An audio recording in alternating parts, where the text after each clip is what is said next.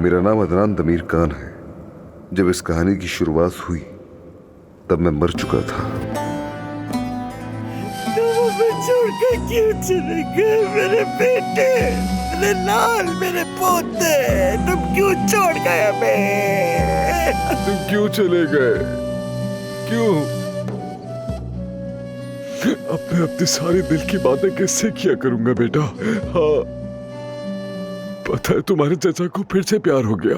तुम शायद नहीं जानते उसे। उसका नाम समरुत है। उसका बाप मासूर है।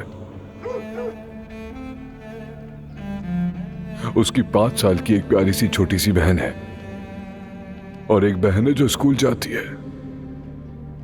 पूरे घर की जिम्मेदारी सिर्फ समरुत के कांधों पर है। मैं किसी किस्म का दबाव तो नहीं डालना चाहता, लेकिन तुम आराम से फैसला करना।